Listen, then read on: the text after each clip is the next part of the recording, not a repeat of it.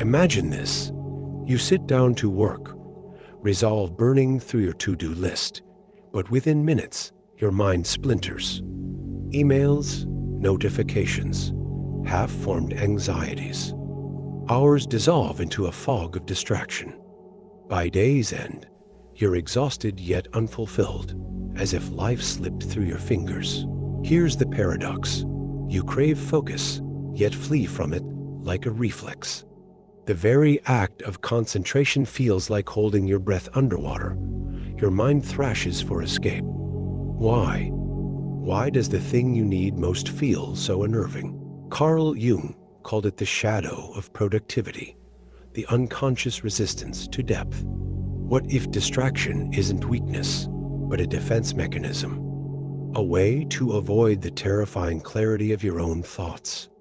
The silence where truths whisper. You've tried discipline, apps, guilt. But what if the answer isn't force, but a single minute of surrender? The mind resists focus because focus is a mirror. In that stillness, you meet yourself, unguarded, unfiltered. Carl Jung warned of this confrontation. Until you make the unconscious conscious, it will direct your life, and you'll call it fate. Distraction is the mind's escape from what lurks beneath unprocessed fears, unmet desires, the weight of an unlived life. Friedrich Nietzsche saw it as the tension between chaos and order. The brain, wired for survival, clings to noise. It's easier to drown in stimuli than face existential dread. Jean-Paul Sartre called this bad faith, the self-deception of busyness to avoid the terrifying freedom of choice. Modernity magnifies this flaw.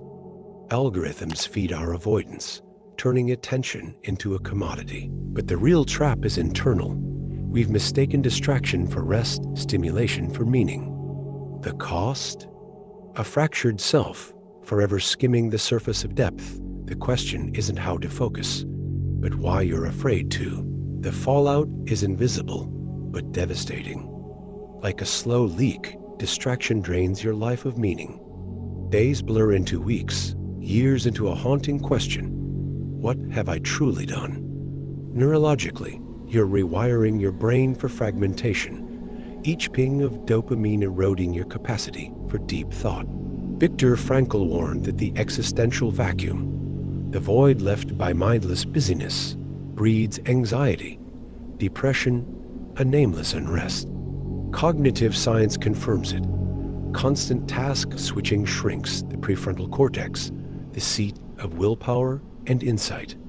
You become a reactor, not a creator. Culturally, we've normalized this fracture. We wear burnout as a badge, mistaking motion for progress. But beneath the hustle lies a deeper poverty, the loss of presence. As Aldous Huxley foresaw, we drown in irrelevance, pacified by trivia, while the urgent questions go unanswered. The tragedy? You know this. That flicker of unease when you scroll mindlessly. That's your soul, begging for focus, for a life not measured in clicks, but in depth. The escape begins with a counterintuitive truth. Focus is not discipline, it is surrender.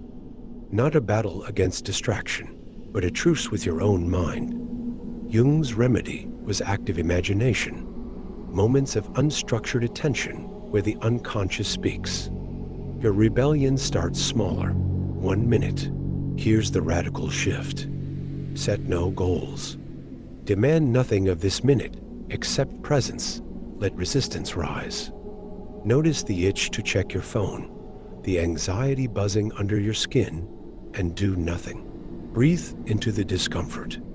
This is your psyche's immune response, rejecting the foreign stillness it's starved of. History's great thinkers, from Marcus Aurelius to Kafka, carved islands of silence in chaotic lives. Not hours, minutes. These were acts of quiet defiance against a world that profits from your fragmentation. You are not failing at focus. You are succeeding at avoidance. Now, for 1 minute, fail gloriously at running away. The revelation is this: distraction was never the enemy, it was the messenger. Its constant pull was a signal, a flare shot from your deepest self. You are afraid of what you'll hear in the silence, but here's the alchemy Jung discovered. When you stop fleeing, the shadows become guides. That minute of focus, raw and comfortable, alive, is where meaning is forged. Not in grand epiphanies, but in the quiet recognition of what is.